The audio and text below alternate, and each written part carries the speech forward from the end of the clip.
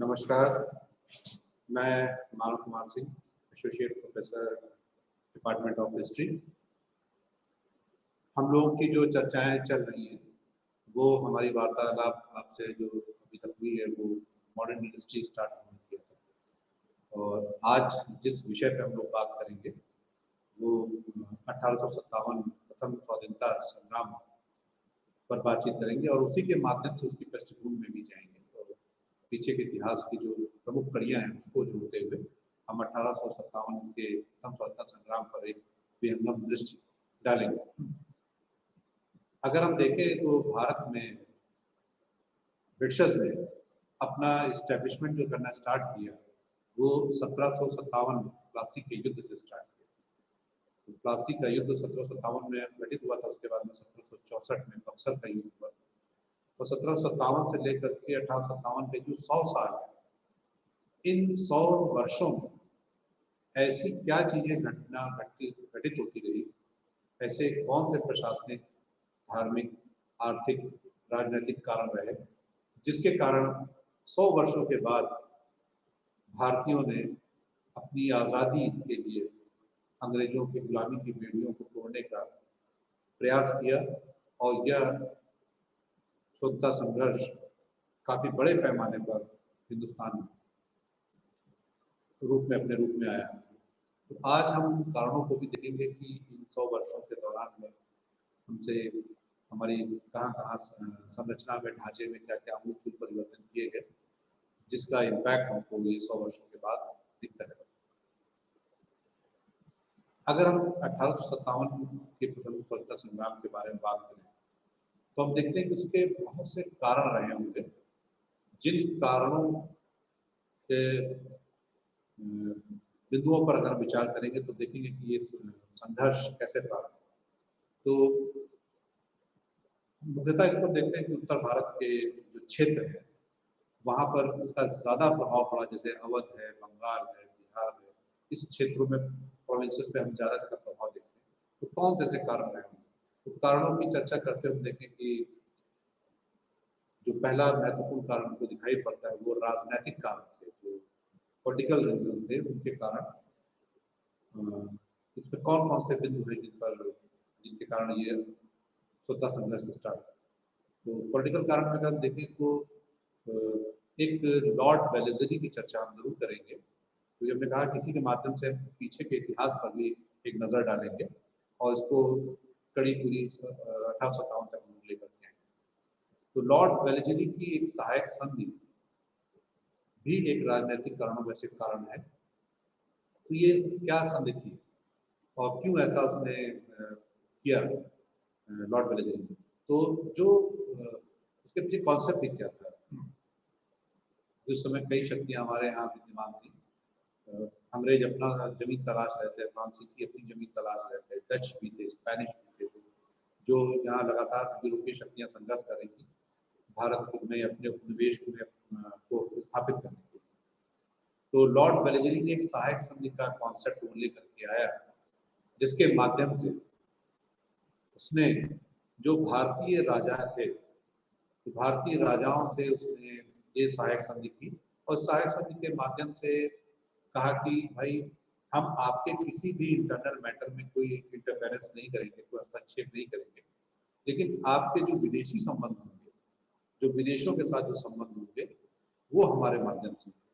किसी भी यूरोपीय शक्ति के साथ आप कोई समझौता नहीं कर सकते हैं और किसी भी यूरोपीय व्यक्ति को अपने यहाँ रखने से पहले आपको हमसे परमिशन लेनी पड़ेगी और अपना एक राजदूत उस देशी राजा के दरबार में परमानेंट जो है एस्टेब्लिश रहेगा और एक सेना, बड़ी सेना जो है रखी जाएगी उस राज्य में, जिसका कि भरण पोषण, उसका खर्चा उस राज्य को वहन करना पड़ेगा।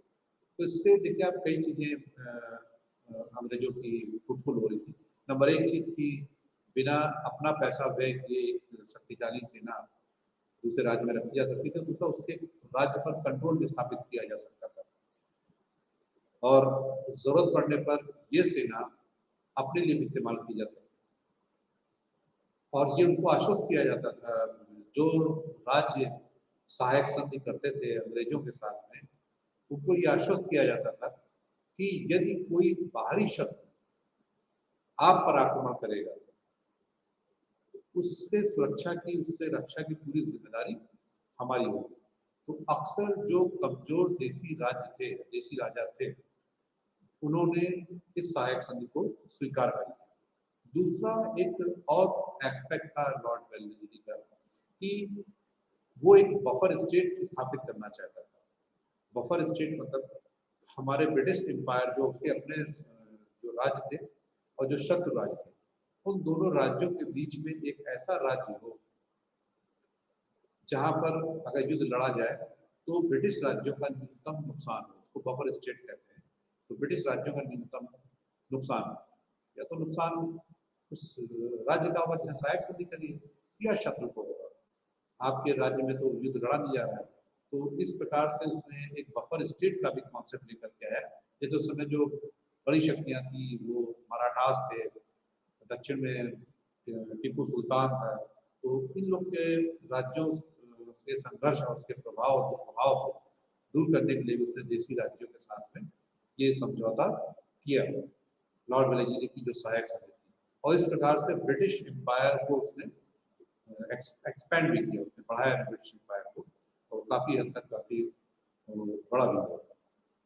और इस सहायक संधि को करने वाला जो पहला जो राज्य था वो अवध था। अवध ने सबसे पहले सहायक संधि पर हस्ताक्षर किए, और अवध राज्य में एक राजदूत ब्रिटिशर्स का स्टैब्लिश वहाँ पर स्थापित कर दिया गया, और उसने वेलेस्ली की सहायक संधि को स्वीकार किया। अभी आपको बताएंगे कि आगे चल करके किस प्रकार से अवध का भी विलय किया। फिर दूसरा एक बाद में गवर्नर जनरल आया, बड़ा चर्चित नाम है लॉर्ड डलहौजी। लॉर्ड डलहौजी जब गवर्नर जनरल होकर आए तो उनका दृष्टिकोण एकदम क्लियर था कि वो साम्राज्य का, ब्रिटिश एम्पायर का विस्तार करना चाहते थे और उसको बड़ा करना चाहते थे, एक्सपैंड करना चाहते थे। ये इन प्रकार है। तो उन्होंने आक्रामक नीति भी अपनाई।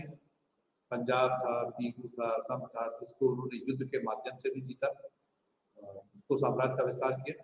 फिर उन्होंने देखा कि बहुत से राज्य ऐसे हैं जहां पर उनके अपनी संतानें नहीं, तो उसको उन्होंने क्लासिफाइड कर लिया कि ऐसे कैसे कौन कौन से राज्य हैं। तो देखा एक वो राज्य हैं जिन जो किसी भी प्रकार से ब्रिटिश साम्राज्य के या ब्रिटिश एम्पायर के अधीनस्थ नहीं, वो एकदम फ्री एम्पायर। तो वहां पर तो इनका ये जो व्यक्तिगत सिद्धांत था, जो गोद देने का जो प्रथा जो उन्होंने निषेध की थी, वो नहीं लागू हो पाया, क्योंकि उन पर किसी भी प्रकार का प्रभाव और दबाव नहीं था। दूसरे वो थे जो सेमी कॉलोनियंस थे, तीसरे जो तो पूरी तरीके से उनके हाथ थे। तो वहां पर उन्होंने ये नियम लगाया कि अगर आपके कोई अपनी संतान नहीं है, मतलब जिसका अपना ब्लड नहीं है, तो वो लोग अपना उत्तराधिकारी या संतान गोद लेने से पहले आपको ब्रिटिश एम्पायर से अनुमति लेनी पड़ेगी। यदि अनुमति मिलती है तो ठीक है, यदि अनुमति नहीं मिलती है तो आपका जो साम्राज्य है वो उत्तराधिकारी ना होने के कारण उस साम्राज्य का ब्रिटिश एम्पायर में विलय कर दिया जाएगा। ये लॉर्ड डलहौजी की नीति थी, जिसको कि आगे कहा गया व्यक्तिगत सिद्धांत भी कहते हैं, डॉक्ट्रिन ऑफ लैप्स भी कहते हैं, और राज्य हड़प नीति भी कहते हैं। किस प्रकार से भारतीय राजाओं के राज्य को हड़पा जा सके, ये नीति उन्होंने लागू करी। इससे बड़ा अफरा तफरी का भी माहौल बन गया, क्योंकि बहुत से राजा ऐसे थे जिनके कोई अपनी ब्लड रिलेशन की संतानें नहीं थी। फॉर एग्जाम्पल आप देख सकते हैं झांसी था, सतारा था, संभल था, संबलपुर था, बघाट था। ऐसे बहुत सारे जो राज्य थे जिनके कोई अपना ब्लड रिलेशन का बच्चा नहीं था, ये लोग बच्चा गोद लेते थे और गोद लेने के बाद में उसको अपना उत्तराधिकारी घोषित करते थे। तो ऐसे कई राज्यों का ब्रिटिश साम्राज्य में विलय कर लिया गया और उनकी स्वायत्तता को समाप्त कर दिया गया। तो आप देखेंगे कि ऐसे राज्यों ने 1857 का जब क्रांति स्टार्ट हुई तो उसमें चाहे झांसी की रानी हो, लक्ष्मीबाई जी, चाहे ये जो लखनऊ है, जहाँ जिस शहर में हम हैं, यहाँ पर जहाँ से ये लेक्चर डिलीवर हो रहा है, तो यहाँ पर बेगम हजरत महल जी, जिनके दत्तक पुत्र ब्रिजेश कादिर को भी नहीं एक्सेप्ट किया गया, तो वो थी। ऐसे ही तात्या टोपे, ये नाना साहब थे। ऐसे कई साम्राज्य राजा थे जिनको कि संतान ना होने के कारण जिनके राज्य को विलय किया गया था, और फिर ये लोग 1857 में जो क्रांति स्टार्ट हुई, उस क्रांति में मुखर रूप इन्होंने धारण किया। तो इस जो डलहौजी की जो राज्य हड़प नीति थी, उसके माध्यम से हम देखते हैं कि बहुत से राज्य अंग्रेजों के खिलाफ हो गए थे। फिर हम देखें कि एक और बड़ा कारण था कि भारतीयों के मन में एक बात और थी कि इससे पहले भी भारत पर शासन होता रहा, तुर्कों ने किया, मुगलों ने किया, लेकिन ये लोग भारतीय समाज में ही रच बस गए। ये लोग भारत के ही होकर के रह गए और पूरी तरीके से यहाँ के समाज में घुल मिल गए। तो उन लोगों को भारतीय जनता ने स्वीकार कर लिया, भारत के लोगों ने स्वीकार कर लिया कि हमारे जैसे ही लोग।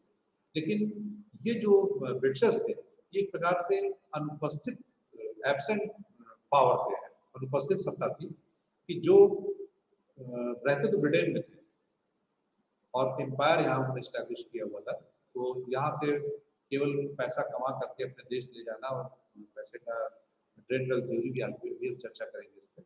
तो ये एब्सेंस थे, ये यहाँ रहना नहीं चाहते थे, ये केवल यहाँ से पैसा कमाना चाहते थे, लूटमार करना चाहते थे और अपने देश का भला करना चाहते थे। तो एक वो भी दिमाग में बात थी कि ये लोग जो है हमारा भला करने के लिए नहीं आए हैं, ये एक प्रकार से लूटमार करने, लुटेरे हैं, हमको लूटने आए। तो ये दिमाग में भी बात उनके थी। फिर मैंने अभी आपसे चर्चा की कि जो सहायक समिति थी, सबसे पहले अवध के नवाब ने जो है उसमें समझौता किया था लॉर्ड वेलेस्ली के साथ में। लेकिन 1856 में अगर हम देखें तो जब काफी साम्राज्य का विस्तार हो गया, चाहे वेलेस्ली की सहायक संधि के माध्यम से हो, चाहे युद्ध में विजय के माध्यम से हो, चाहे लॉर्ड डलहौजी की राज्य हड़प नीति के माध्यम से हो, तो काफी एक्सपैंड कर गया था ब्रिटिश एम्पायर, काफी उसका साम्राज्य फैल गया था। लेकिन अभी भी जो अवध प्रांत था, जो अवध क्षेत्र, जिसको ये हम आप लोग लखनऊ, फैजाबाद, रायबरेली, सीतापुर, उन्नाव, ये जो पूरा अवध क्षेत्र है जहाँ अवधी बोली जाती है, पूरा अवध प्रांत था, ये उनके अंडर में नहीं था। लेकिन वेलेस्ली की सहायक समिति के माध्यम से तो था, लेकिन डायरेक्ट इसको कंट्रोल करना चाहते थे। अब कैसे इसको जीतते, क्योंकि ऑलरेडी वो सहायक समिति कर चुका था। जो उनका राजदूत जो रेजिडेंट था वो ऑलरेडी ही यहाँ अवध के प्रांत का उसको चला रहा था। तो उन्होंने 1856 में कहा कि कुशासन का आरोप लगाया कि यहाँ पर शासन व्यवस्था बहुत अच्छी नहीं चल रही, इसलिए अवध प्रांत का हम अपने में विलय करते हैं।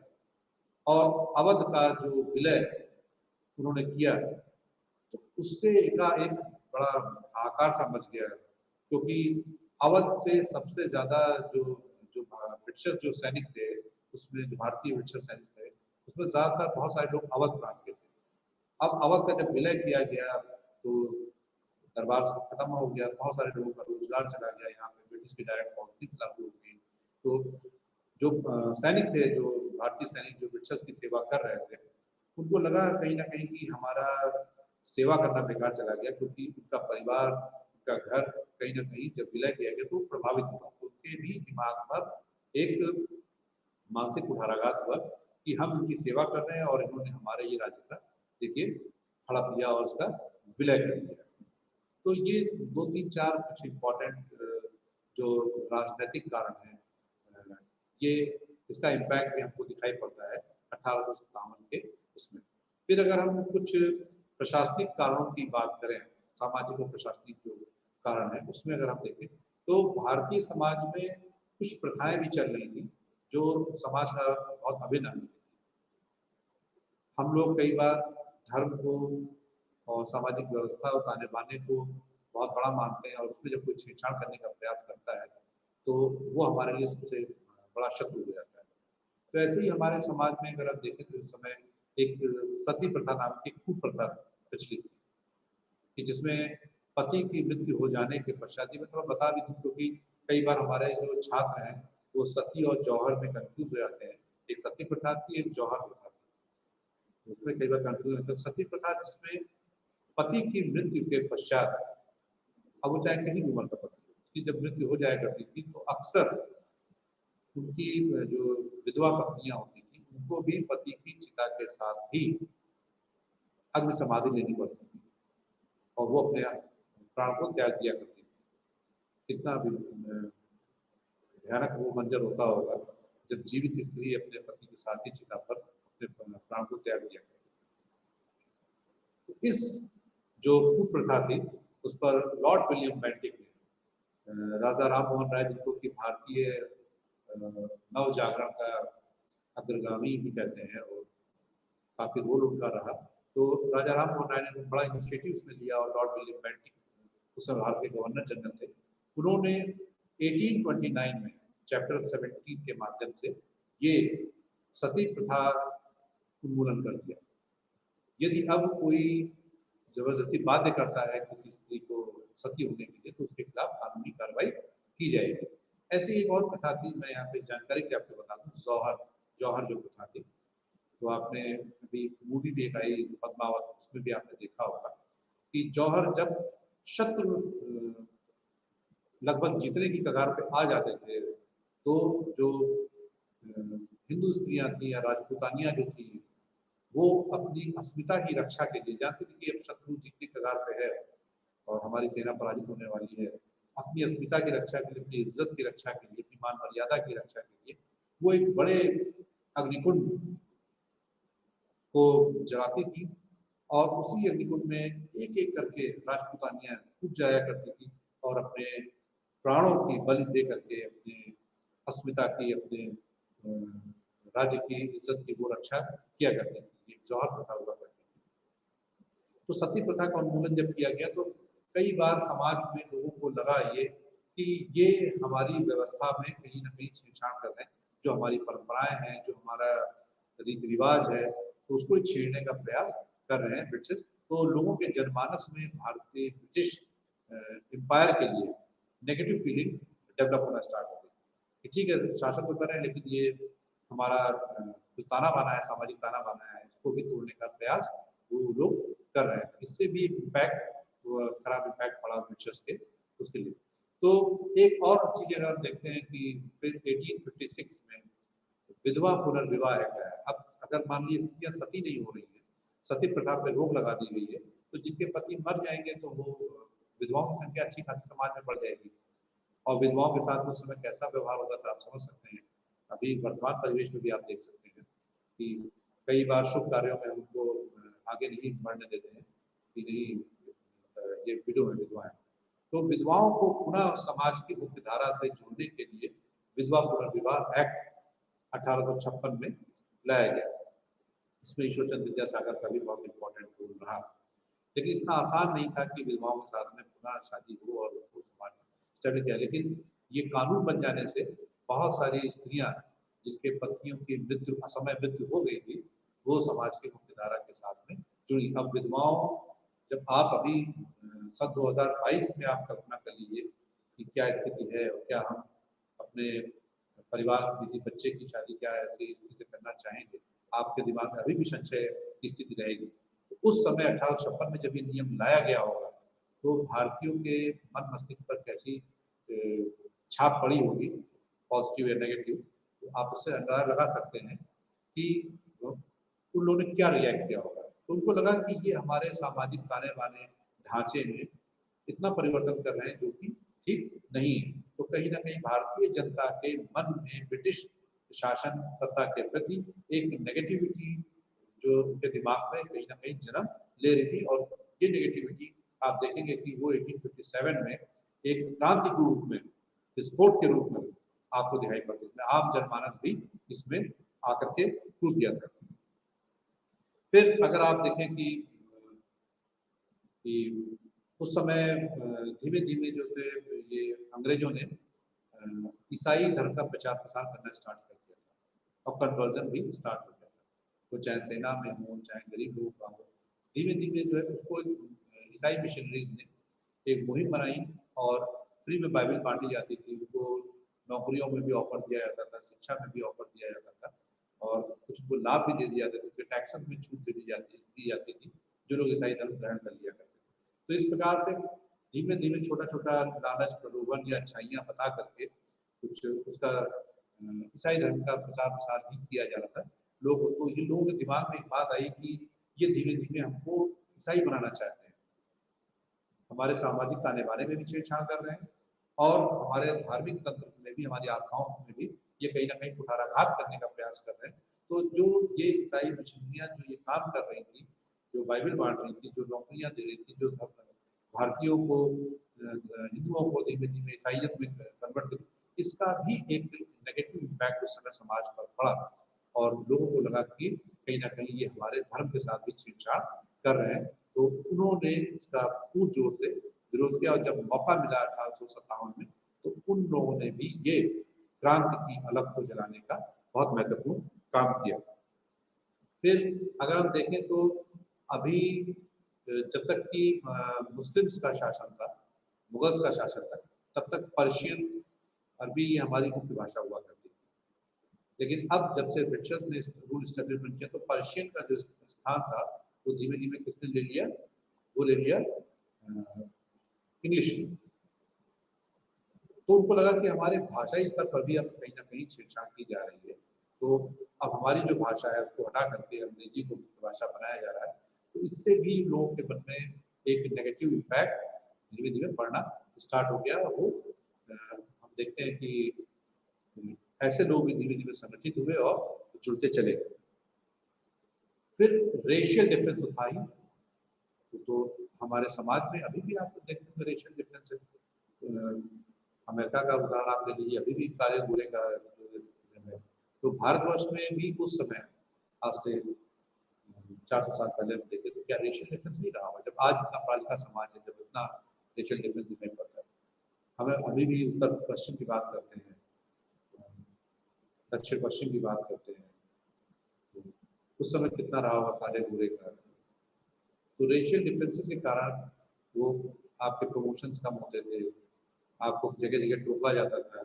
रेशियल डिफरेंस के कारण ही हम देखते हैं कि गांधी जी को दक्षिण अफ्रीका में ट्रेन से जो है बाहर फेंक दिया गया था, रेशियल डिफरेंस था, जबकि उनके पास में फर्स्ट क्लास का टिकट था। फर्स्ट क्लास का टिकट था तो वो बैरिक थे बैठने के, लेकिन रेशियल डिफरेंस के कारण उनको बाहर निकाल के फेंक दिया गया।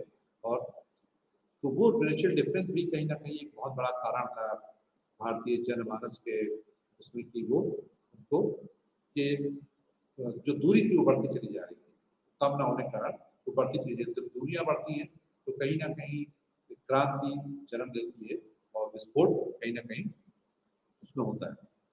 हम अगर कुछ आर्थिक कारणों पर भी चर्चा करें तो ये बहुत इम्पोर्टेंट भी है, क्योंकि हर साम्राज्य, हर सत्ता के पीछे कहीं ना कहीं उद्देश्य क्या होता है, धन।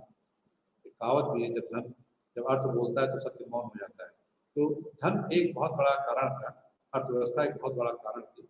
जो जो मसाले का व्यापार करने वाली कंपनी भारत में आकर के रूल करने लगती है, अपना एम्पायर एस्टैब्लिशमेंट कर लेती है।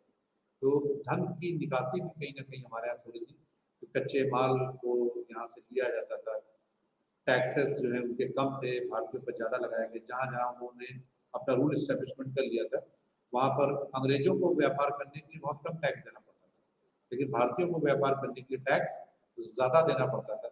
ज़्यादा टैक्स देने के कारण जो भारतीयों का सामान था वो महंगा हो जाया करता था, उनका सामान सस्ता रहता था।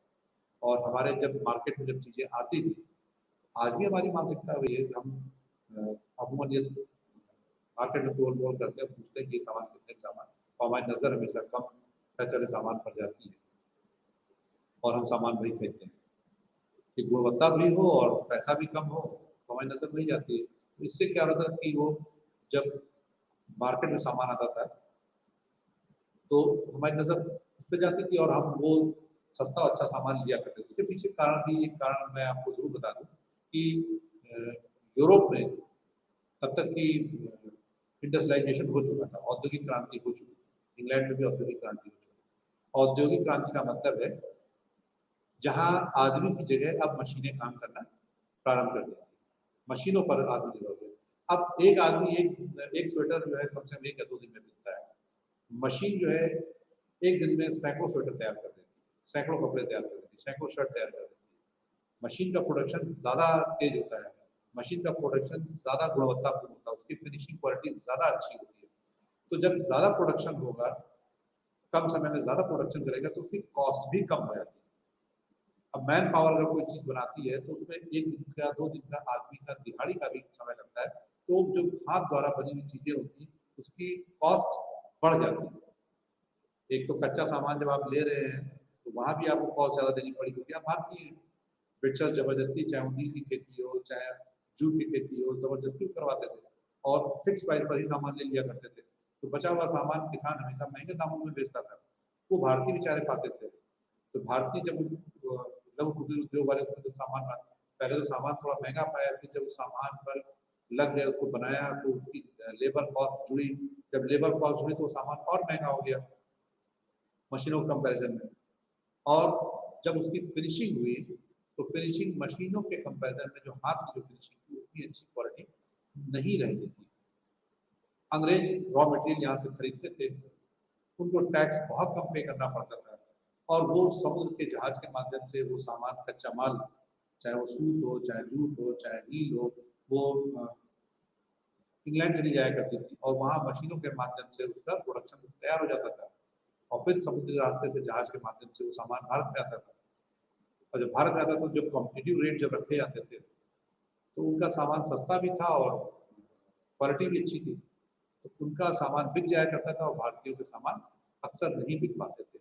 तो जब नहीं बिक पाते थे, तो भारतीयों ने धीमे-धीमे वो सामान, कच्चा माल भी लेना कम कर दिया, बंद कर दिया, क्योंकि उनका प्रोडक्शन बिक ही नहीं रहा था। इससे हम देखते हैं धीमे-धीमे भारतीय जो लघु कुटीर उद्योग थे, जो छोटा-छोटा जो काम था, जो आदमी कमा के पैसे कमा के खा लिया करता था, वो लघु कुटीर उद्योग धीमे-धीमे नष्ट होने लगे और एक बड़ा वर्ग जो भारतवर्ष का था, स्वरोजगार की जो करता था, इसकी बात हमारे माननीय प्रधानमंत्री जी भी करते हैं, मेक इन इंडिया। तो जो स्वरोजगार जो वाला जो बिजनेस था, वो धीमे-धीमे पूरा खत्म होने लगा और ऐसा खत्म हुआ कि वो लोग बेरोजगार हो गए।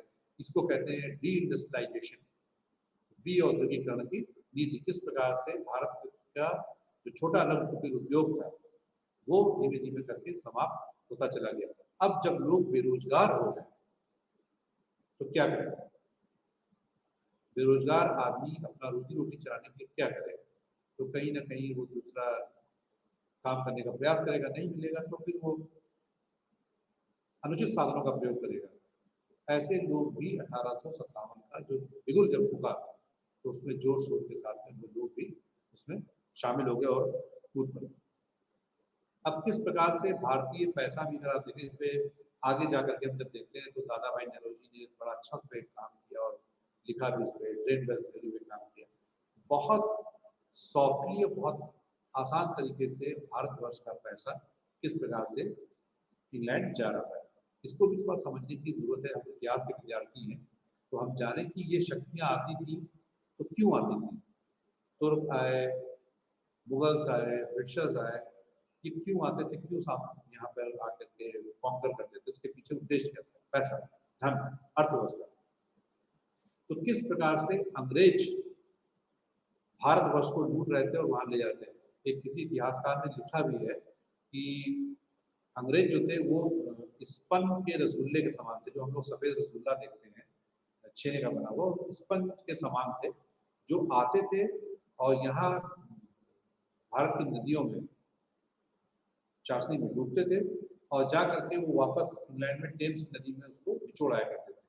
तो स्पंज की क्वालिटी होती है कि अगर एक बाल्टी आप पानी भर दें इधर और एक दूसरी बाल्टी खाली रखें और वो रसगुल्ला गीली बाल्टी में डालें और फिर उसका पानी निचोड़ते रहें।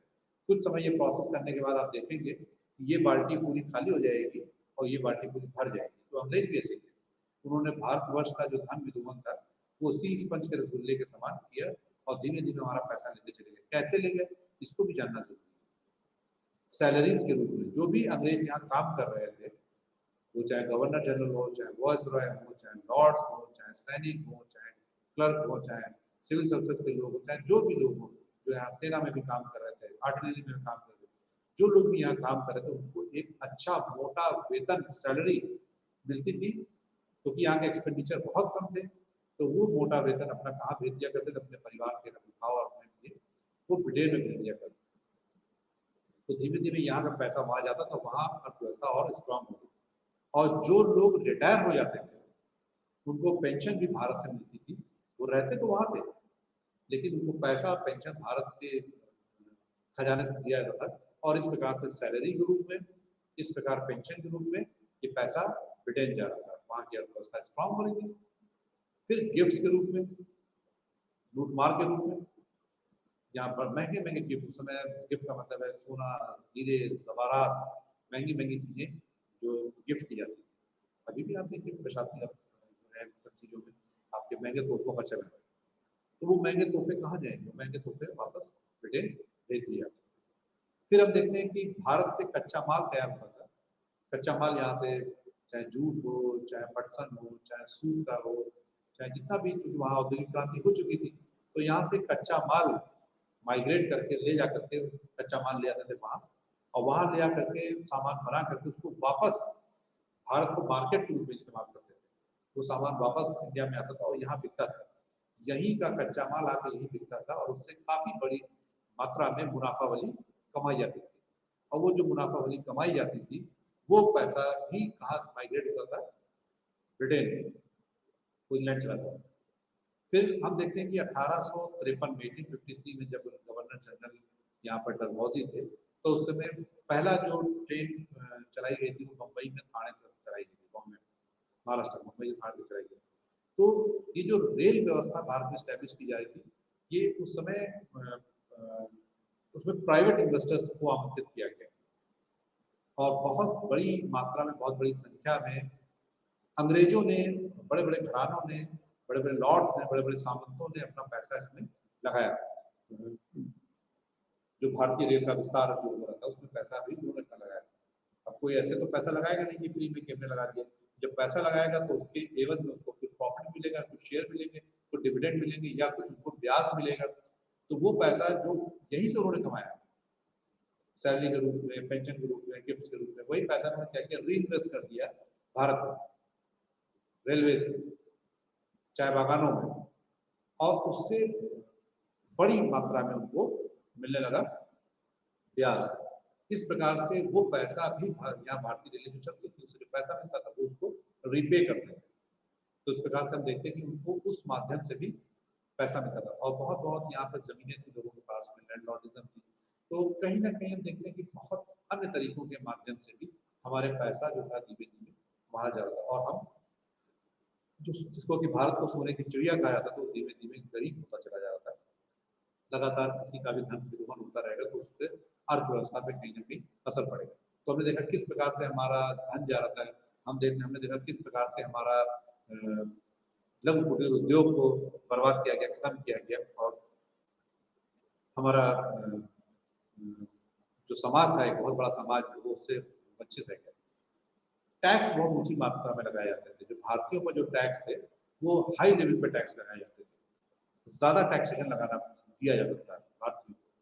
जैसे मैंने मुगल पीरियड में भी आपको बताया था कि जजिया लगा दिया गया, तीर्थ यात्रा कर लगा दिया गया, ऐसे बहुत से टैक्स लगाए जाते थे। तो ऐसे ही वहां पे डिस्क्रिमिनेशन किया गया। तो इन्होंने डिस्क्रिमिनेशन किया कि जो भारतीय लोग थे, भारतीय लोग के ऊपर ज्यादा टैक्स लगाया गया। जब ज्यादा टैक्स लगाया गया तो उससे ज्यादा पैसे की मुनाफा वाली कमाई गई, और वो पैसा जो है वो वापस इंग्लैंड भेजा गया। तो टैक्सेस के माध्यम से भी उन्होंने किया। और हमारे यहाँ जो व्यवस्था थी, जो हमारे यहाँ व्यवस्था थी, तो वो जो ब्रिटिश एम्पायर ने जो व्यवस्था की थी, वो कई व्यवस्थाएं यहाँ लागू की गई। जैसे लॉर्ड कॉर्नवालिस का अगर आपने नाम सुना हो, तो उन्होंने 1793 में एक जमींदारी व्यवस्था लागू की थी, जिसको कि हम कहते हैं कि स्थायी बंदोबस्त, परमानेंट सेटलमेंट, तो सूर्यास्त का नियम भी कहते थे। परमानेंट सेटलमेंट किया तो बंगाल, बिहार, उड़ीसा। जब मैं बंगाल कहता हूँ तो बंगाल का मतलब है, तो ये मैं उस समय के बंगाल की बात कर रहा हूँ। उस समय का जो बंगाल था तो उसमें बांग्लादेश, पश्चिम बंगाल, बिहार, उड़ीसा, ये पूरा आता था। बहुत बड़ा प्रोविंसेस था। वो डायरेक्ट जो है उत्तर प्रदेश से आके लगता था, अवध प्रोविंसेस से आके लगता था। बहुत बड़ा प्रोविंसेस था बंगाल। आज का बांग्लादेश नहीं, आज का पश्चिम बंगाल नहीं, पूरा बांग्लादेश था, वेस्ट बंगाल था, बिहार था, उड़ीसा था, ये झारखंड था। ये पूरा मिल करके क्या बनता था? बंगाल बनता था। बहुत बड़ा प्रोविंसेस था, और यहाँ लैंड फर्टाइल थी, बारिश बहुत अच्छी होती थी, तो यहाँ पे लैंड रेवेन्यू बहुत अच्छी मात्रा में होता है। तो उन्होंने एक परमानेंट सेटलमेंट कर दिया। परमानेंट सेटलमेंट मतलब स्थायी बंदोबस्त कर दिया गया। जमींदारों को मालिकाना हक दे दिया गया, किसान को नहीं, जमींदारों को मालिकाना हक दे दिया गया। जमींदार जो थे उसके परमानेंट ओनर बन गए और जमींदारों और अंग्रेजों के बीच में टाई अप हो गया कि हम आपसे ये फिक्स टैक्स लेंगे, 8/9 हिस्सा हमको चाहिए, 1/9 हिस्सा आप रखो। और ये फिक्स कर दिया गया हमेशा के लिए। तो शुरू में तो अंग्रेजों को फायदा हुआ, लेकिन बाद में जैसे जैसे चीजों के मूल्य बढ़े समय के साथ साथ में, तो उससे फायदा जमींदारों को और किसानों का शोषण लगातार होता रहा। ये पूरा जो बंगाल प्रोविंसेस था इसमें ये स्थायी बंदोबस्त लागू किया गया। और स्थायी बंदोबस्त से अब अंग्रेजों को ये हो गया कि चाहे अकाल आए, चाहे बाढ़ आए, चाहे जो भी आए, हमारा जो खजाना है उनको फिक्स एक राशि मिलती रहेगी, और जो फिक्स राशि मिलती रहेगी उससे हमारा एक खजाना भरा रहेगा। तो उन्होंने इस चीज को ध्यान में रखा कि हमको एक फिक्स इनकम की जरूरत है, तब ये उन्होंने लागू किया। इसी प्रकार से हम देखें कि साउथ इंडिया में रैयत वाली व्यवस्था लागू की गई। बंगाल में मद्रास प्रोविंस रैयत, रैयत का मतलब होता है किसान, काश्तकार। तो वहां डायरेक्ट किसान से टैक्स लिया गया। और वो व्यवस्था जो है ऊपर की व्यवस्था तो फिक्स थी, इसको स्थायी बंदोबस्त कहा गया। और स्थायी बंदोबस्त में जमींदार को मालिक मान लिया गया। अगर वो फिक्स डेट तक सूर्यास्त से पहले टैक्स नहीं दे पाता था तो उसकी जमींदारी छीन ली जाती थी और फिर जमींदारी नीलाम दोबारा की जाती थी और किसी दूसरे व्यक्ति को दे दिया जाता था। तो इसीलिए इसको सूर्यास्त का नियम भी कहा गया कि सूर्यास्त होने से पहले ही आपको अपने टैक्सेस क्लियर करने पड़ेंगे। अगर नहीं तो आप टैक्सेस पे कर पाएंगे तो उसको किसी और को जिम्मेदारी दे दी जाएगी। तो ऐसे ही रैयत वाली व्यवस्था होगी, उसमें डायरेक्ट किसान को बनाया गया। जब तक आप टैक्स देते रहेंगे आप जमीन के मालिक रहेंगे, लेकिन जब आप टैक्स नहीं दे पाएंगे तो आपका मालिकाना हक आपसे छीन लिया जाएगा। ऐसे ही तीसरी व्यवस्था और लागू की गई थी। ये पंजाब था, ये अवध का पश्चिमी क्षेत्र जो था, राजस्थान का जो क्षेत्र था नीचे, यहाँ पर एक व्यवस्था लागू की गई थी, महालवारी। महालवारी व्यवस्था लागू की गई थी। संभवतः मुझे याद पड़ता है कि एक लगान पिक्चर जो आई थी आमिर खान की, तो वो लोग सब टैक्स इकट्ठा करके ही जमा करते थे। तो महाल व्यवस्था का एक उदाहरण हो सकता है कि जहाँ महाल मतलब एक गांव, तो गांव में लोग टैक्स इकट्ठा कर लेंगे, एक व्यक्ति इस पर जिम्मेदार हो जाएगा और वो जाकर के टैक्स जमा कराएगा। पूरा गांव एक इकट्ठा करके टैक्स, यदि किसी कारणवश से कोई एक गांव का व्यक्ति टैक्स नहीं दे पा रहा है उस गांव का, तो वो बाकी लोग की जिम्मेदारी होती थी कि वो इकट्ठा करके उस हिस्से का भी टैक्स जमा करें। अगर नहीं देंगे तो फिर वो बेदखली कर दी जाएगी। तो इस प्रकार से 3 व्यवस्थाएं लागू की गई थी, स्थायी बंदोबस्त, महालवाड़ी व्यवस्था और रैयत वाली व्यवस्था। ये 3 व्यवस्थाएं लागू की गई थी। उस प्रकार से भारतीय किसानों से मैक्सिमम और फिक्स टैक्सेशन लेने का व्यवस्था एक करी गई। फिर हम एक बहुत इम्पोर्टेंट और उस पर चर्चा करेंगे कि 1857 का विद्रोह जब हम देखते हैं या स्वतंत्रता संघर्ष देखते हैं तो हम पाते हैं कि इसमें मैक्सिमम सैनिकों ने पार्टिसिपेट किया। तो सैनिकों ने पार्टिसिपेट किया तो उसके पीछे कुछ ना कुछ और कारण भी रहे होंगे कि सैनिक अचानक क्यों दिल्ली को छोड़े। तो उस पर हम थोड़ी सी बात करेंगे। हम देखें कि प्राचीन समय में हमारे एक व्यवस्था थी कि समुद्र अगर हम पार करेंगे तो हमारा धर्म भ्रष्ट हो जाएगा, नष्ट हो जाएगा, हम हिंदू धर्म के नहीं रहेंगे। और जब अंग्रेज आए यहाँ पर तो अंग्रेजों ने जो युद्ध लड़े, चाहे बर्मा के साथ भी लड़ा, चाहे बाहर भी युद्ध करने गए, तो उसमें अक्सर भारतीय जो लोग सैनिक बने थे ब्रिटिशर्स में, ये लोग को जाना पड़ता था। तो जब ये जाते थे और युद्ध में जीत करके आते थे, ये तो सोचते थे कि हम कंपनी के सिपाही, हमारा मान सम्मान बढ़ेगा। लेकिन जब ये लौट के आते थे तो गांव क्षेत्र में लोग इनको अपना मानने से इनकार कर देते, बोले कि नहीं, तुम समुद्र पार गए हो तो तुम हमारे अब धर्म और जाति के नहीं बचे हो। तो इनका एक प्रकार से सोशल बाइकाट होने लगा। तो जिससे कि इनके मन में हाथ हो गया कि कंपनी हमको जबरदस्ती हमारे धर्म के साथ छेड़छाड़ कर रही है। जब अफगान युद्ध हो रहा था तो वहाँ ये चर्चा फैल गई कि उल्टा सीधा हमको खाने को दिया गया, उसमें बहुत सारी चीजें ऐसी खाने को दी गई जो धर्म के विरुद्ध थी। कहा गया कि जो आटा है उसमें हड्डियों का चूरा इस्तेमाल किया गया है, कहीं कुछ इस्तेमाल किया गया है, तो उनको लगने लगा कि हमारे धर्म के साथ छेड़छाड़ कर रहे हैं। दूसरा चीज था, बहुत इंपॉर्टेंट चीज है कि जो ब्रिटिश जो सैनिक थे वो प्रमोट होकर के बहुत ऊपर तक जा सकते थे, मेजर, कैप्टन, आगे तक भी जा सकते थे। लेकिन जो भारतीय थे उनका जो प्रमोशन था वो मैक्सिमम प्रमोशन जो है सूबेदार तक हुआ करता था, उससे ऊपर उनको रैंक नहीं मिलती थी। चाहे जितना अच्छा काम कर ले, चाहे जितनी वीरता दिखा ले, चाहे पूरा युद्ध ही वो अकेले सिंगल हैंडेड ही उनको जिता दे, लेकिन उनके प्रमोशंस बहुत अच्छे नहीं थे। अंग्रेज सैनिक यहाँ तक जा सकता था और भारतीय सैनिक यहाँ तक ही प्रमोट हो सकता था, लाख बहादुरी के बावजूद। दूसरा, उनके वेतन, सैलरीज, पर्क्स बहुत अच्छे थे, इंक्रीमेंट्स बहुत अच्छे अंग्रेजों के। भारतीयों का वेतन बहुत कम था। उनको समान पद पर काम करने के बावजूद, दोनों का अगर पद बराबर भी है तो भी भारतीयों का वेतन बहुत कम था और उनका वेतन ज्यादा था। तो ये डिस्क्रिमिनेशन भी था वहां पर भारतीयों और अंग्रेजों के बीच में। ये भी उनके दिमाग में बात बैठ गई कि हम दोयम दर्जे के नागरिक हैं, और कई बार बड़े अपमानजनक शब्दों के साथ उनको बुलाया जाता था। बहुत छोटी रेजिज्म तो था ही काले गोरे का भारतीयों को, तो कई बार उनको गलत शब्द सुअर आदि कह करके भी बुलाते थे। तो घटिया शब्दों का इस्तेमाल किया जाता था, सम्मानजनक शब्दों का इस्तेमाल नहीं किया जाता। ये बात भी भारतीय जो सैनिक थे, जो ब्रिटिशर्स के साथ काम कर रहे थे, ये उनको बहुत ज्यादा कचोटती थी। इनकी सर्विस कंडीशन, इनकी लिविंग कंडीशन बहुत खराब थी, बहुत खराब तरीके से इनको व्यवहार किया था, इनको रखा जाता था। वो सारी स्थितियां भी इनके साथ लागू होती थी, जिससे धीमे धीमे सैनिकों के दिमाग में ये बात घर करती चली गई कि हमारे साथ में बर्ताव अच्छा नहीं होता, हमारे प्रमोशन बहुत अच्छे नहीं। तो ये कारण भी एक बहुत बड़ा कारण था भारतीय सैनिकों का उनसे अलग होने का। दूसरा, हम देखें कि धीमे धीमे करके जो भारतीय लोग थे, उनका विदेशी हुकूमत के प्रति एक घृणा भाव पनपता चला जा रहा था। धीमे धीमे धीमे धीमे जहर जो था भारतीय लोगों के मन में, ये विदेशी हुकूमत के प्रति भरता चला जा रहा था। उनको लग रहा था कि ये हमारे सब चीज़ों में छेड़छाड़ कर रहे हैं, चाहे हमारे सामाजिक ताना बाना हो, चाहे हमारा धार्मिक ताना बाना हो, चाहे हमारा आर्थिक ताना बाना हो, हर चीज़ में, चाहे ईसाइयत का प्रचार प्रसार हो, चाहे सती प्रथा, सामाजिक जो संरचना थी उस पर जो उन्होंने कुठाराघात किया, चाहे पर्शियन की जगह अंग्रेजी को ले आया, चाहे उस पर जो कुठाराघात किया, चाहे ईसाई धर्म का प्रचार प्रसार जो हो रहा था, जो कन्वर्जन किया जा रहा था लालच दे करके, तो इस प्रकार से उनको धीमे धीमे भारतीय समाज के मन में ये बात बैठती चली गई कि ये हमारा कहीं ना कहीं नुकसान कर रहे हैं, और उनके मन में एक जहर का भाव भरता चला गया धीमे धीमे। उसी बीच में आप देखिए कि भारत में ट्रेनों का ट्रेन परिचालन भी किया गया 1853 में बम्बई से थाने के बीच में, और तार भी बिछाए गए, वो जिसको हम टेलीफोन वायर भी कह सकते हैं, टेलीग्राफ वायर भी, उस समय तारों का भी विस्तार किया गया था, काफी हद तक उनका विस्तार किया गया। जो ट्रेनों का भी विस्तार किया गया, तो उसके पीछे भी कई कारण थे कि किस प्रकार से भारत के गांव तक पकड़ बनाई जा सके, जिससे कि गांव-गांव क्षेत्र के अंदर से जो कच्चा माल है वो हम आसानी के साथ में ला सकें, उसको बाहर एक्सपोर्ट कर सकें।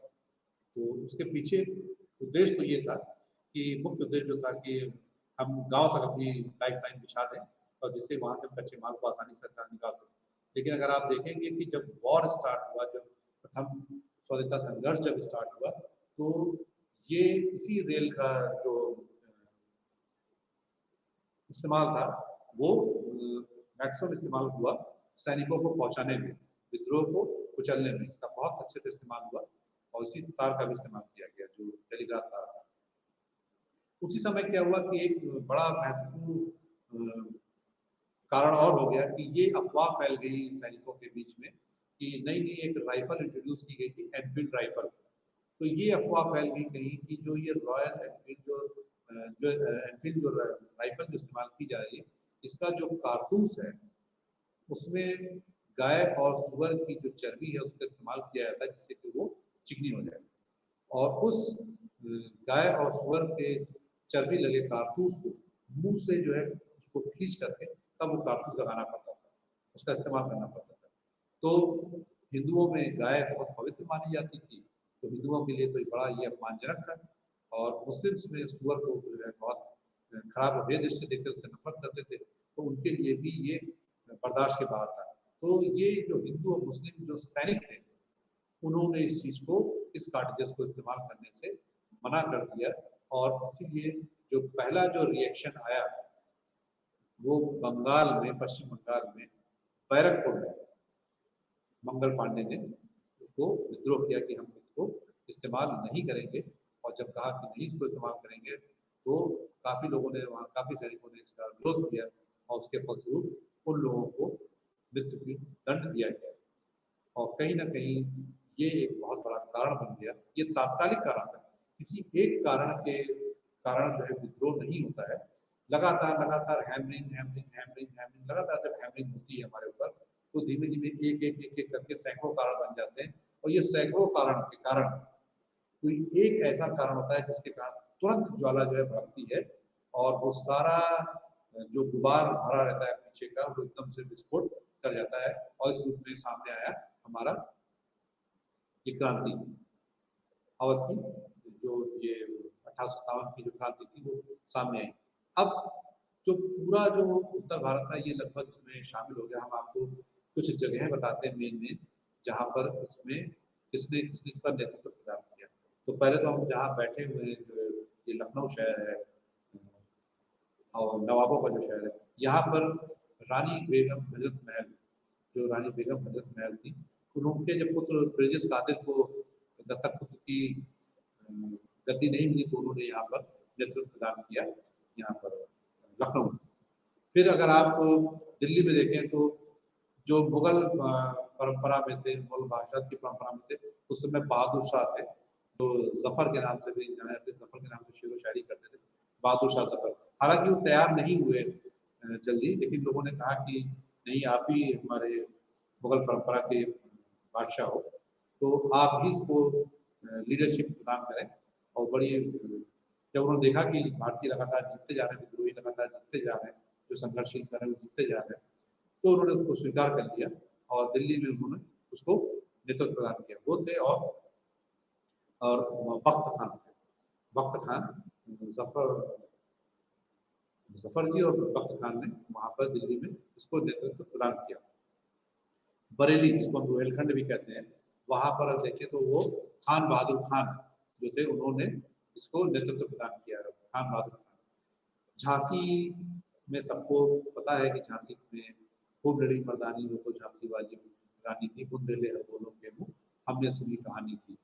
तो वहां रानी लक्ष्मीबाई ने जिस प्रकार से युद्ध किया, जिस प्रकार से उस स्त्री हो करके भी उसने भारतीय सेना का नेतृत्व किया, उस प्रकार से अंग्रेजों के दांत उसने खट्टे कर दिए। एक अंग्रेज इतिहासकार ने लिखा भी है कि भारतीय, जहाँ उनकी समाधि बनी हुई, कहा कि भारतीय मर्दों में एकमात्र जो भारतीय क्रांतिकारियों में जो अगर कोई एकमात्र जो कोई मर्द था वो ये थी रानी लक्ष्मीबाई। उनको यहाँ तक कह दिया कि वो इस प्रकार लड़ी कि ऐसे पुरुष क्या होता है। इसलिए उनकी वीर गाथाएं हम बच्चों को सुनाते भी हैं, बताते भी हैं कि दोनों हाथों में तलवार लेकर के, चाकू लेकर के वो अंग्रेजों से किस प्रकार से युद्ध किया। तो वो झांसी में उन्होंने नेतृत्व प्रदान किया। कानपुर में देखें तो नाना साहब, क्योंकि उनकी पेंशन रोक दी गई थी, क्योंकि वो दत्तक पुत्र थे तो उनकी पेंशन रोक दी गई थी, तो नाना साहब ने नेतृत्व प्रदान किया और रानी लक्ष्मीबाई को नाना साहब का सहयोग किया तात्या टोपे ने, और काफी उनको सपोर्ट भी किया तात्या टोपे जी ने। और बाद में पकड़े जाते हैं, एक जमींदार मजबूरी कर देता है और बाद में पकड़े जाते हैं, उनकी मृत्यु हो जाती है और उनको हत्या कर दी जाती है। और एक बिहार में एक जगह है जगदीशपुर, जिसको आरा कहते हैं, वहाँ पर काफी वृद्ध अवस्था में थे कुंवर सिंह, लेकिन उन्होंने वहाँ पर उसको, ये लोग कुछ हमारे क्रांतिकारी हैं, तो उन्होंने मुख्य रूप से वहाँ पर उसको क्रांति को सपोर्ट किया। फैजाबाद में मौलवी अहमदुल्ला साहब ने जो है इस नेतृत्व को संघर्ष में को नेतृत्व प्रदान किया। इस प्रकार से हम देखें तो जो मेन हमारे जो शहर थे वहाँ पर इन लोगों ने सबको नेतृत्व प्रदान किया और ये बड़ी वीरता के साथ में लड़े, बड़ी वीरता के साथ में लड़े। लेकिन घटनाएं चलती, शुरू में तो सब जीतते रहे, शुरू में लोग जीतते रहे, लेकिन धीमे धीमे जो ब्रिटिशर्स थे वो संगठित होते चले गए। उनको, उनके पास में टेक्नोलॉजी बहुत अच्छी थी, बहुत सारी चीजें थी और उसके कारण वो फिर अंग्रेज जीते और ये लोग बाद में पराजित हुए। कौन से ऐसे कारण थे कि जो ये पराजित हुए, इस पर भी थोड़ा सा प्रकाश डालें कि जैसे कि कोई इसकी डेट निर्धारित नहीं थी कि किस डेट में ये विद्रोह होना है। पहली घटना आप देखते हैं कि बैरकपुर में घटी मंगल पांडे के समय में, और उसके बाद में जो मेरठ में करीब 11 मई के आसपास में मेरठ में सैनिकों ने विद्रोह कर दिया था और उन्होंने अचानक दिल्ली की तरफ कूच कर दिया था।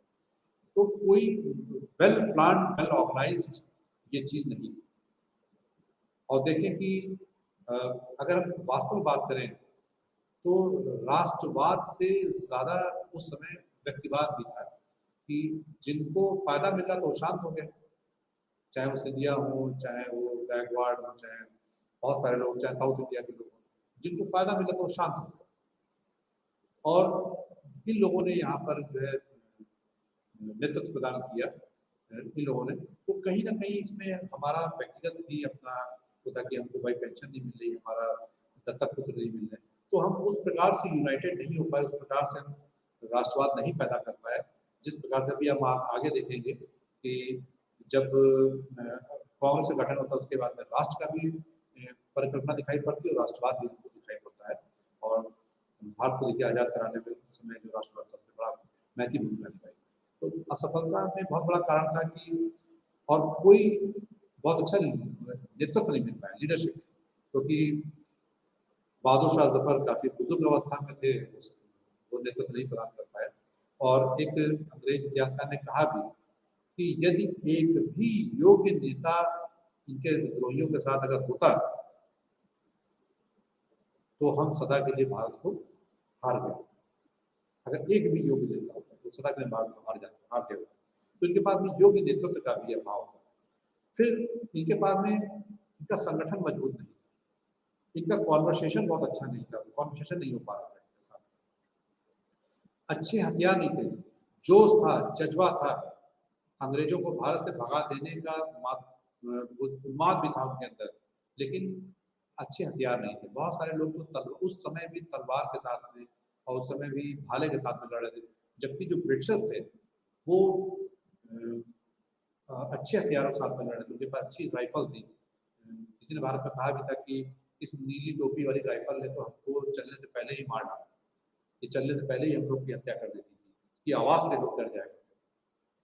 सबसे इम्पोर्टेंट रोल प्ले किया रेलवे ने, सबसे इम्पोर्टेंट रोल प्ले किया डाक तार में, तार जो व्यवस्था जो थी, क्योंकि हमको सूचना भेजने में बहुत समय लगता था, हमारी सूचना बहुत लेट पहुंचती थी, आदमी जाता था तब पहुंचती थी, वो तार के माध्यम से, घंटी के माध्यम से लगभग 4000 मील में वो तार बिछाए जा चुके थे।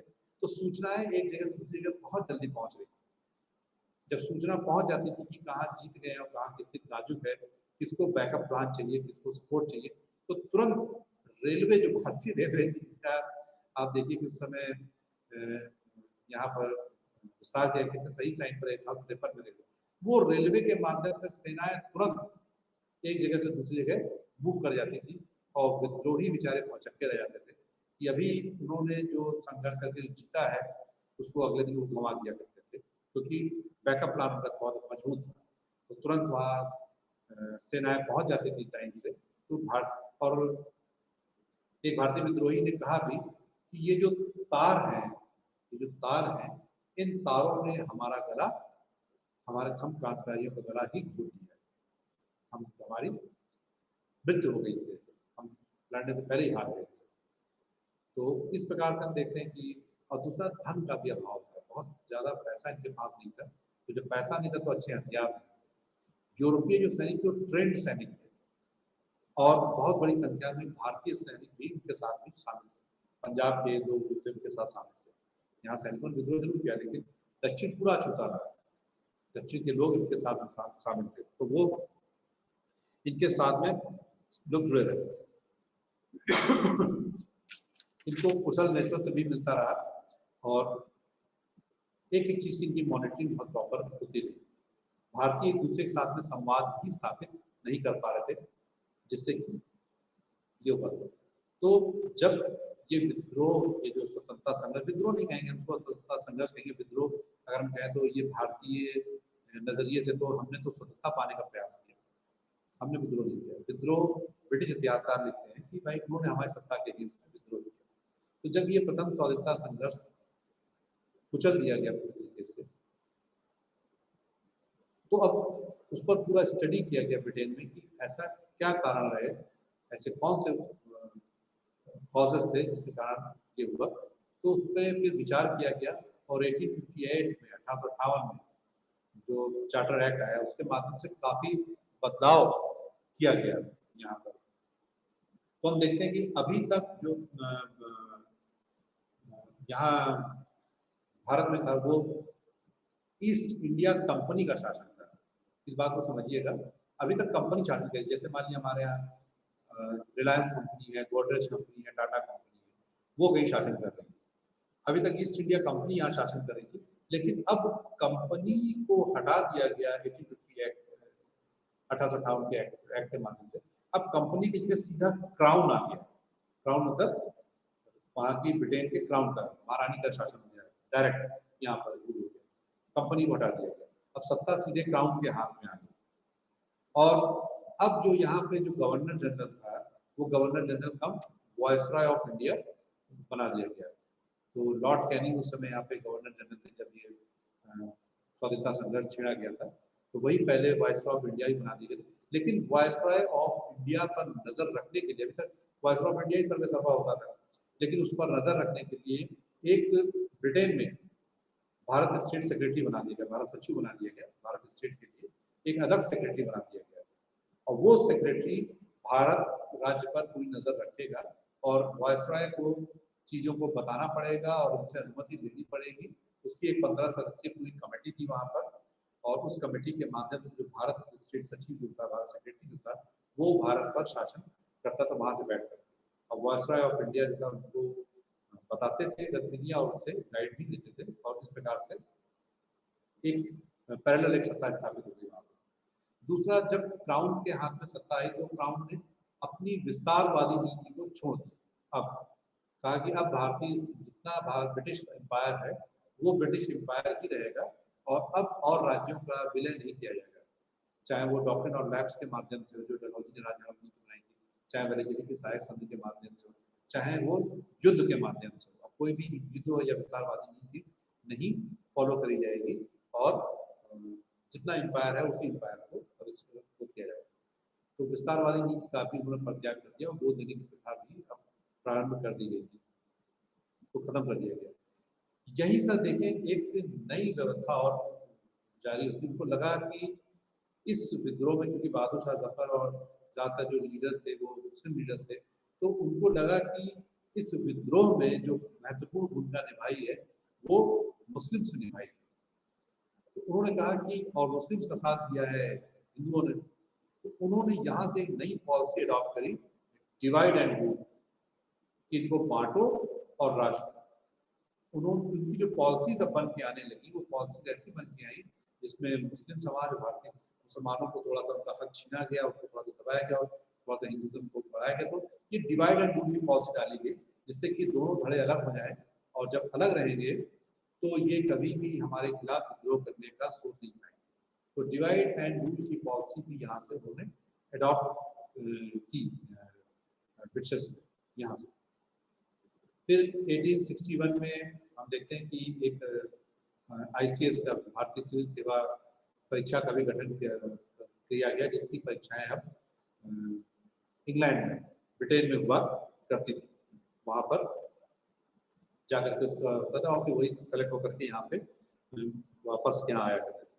फिर और एक बड़ा इंपॉर्टेंट रोल प्ले किया गया कि उनको लगता था कि इस विद्रोह में सबसे महत्वपूर्ण भूमिका सैनिकों ने निभाई है, तो सैनिकों में, भारतीय सैनिकों में वो डिफरेंस पैदा किया गया कि अब यूरोपीय सैनिक बढ़ा दिए गए और भारतीय सैनिक कम कर दिए गए। जो रेशियो था उनके बीच में वो कम कर दिया गया। अभी यूरोपीय सैनिक कम थे अभी तक की, भारतीय सैनिक संख्या में ज्यादा थे, तो कंट्रोल करना मुश्किल होता था, इसलिए रेशियो भी कम कर दिया गया उनका।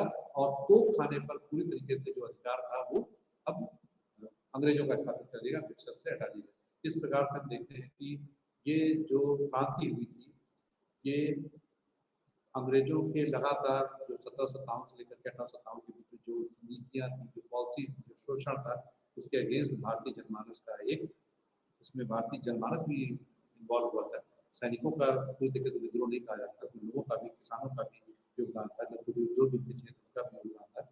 इन सब ने एक योगदान अपना दिया था और ये बहुत इम्पोर्टेंट है हमारे लिए। उसके आगे, इसके बाद जब हम चर्चा करेंगे तो देखेंगे कि किस प्रकार से कांग्रेस का गठन किया गया और फिर कांग्रेस ने कैसे एक महत्वपूर्ण रोल अदा किया फिर क्रांतिकारियों ने कि भारत को आज़ाद कराने। नमस्कार, धन्यवाद।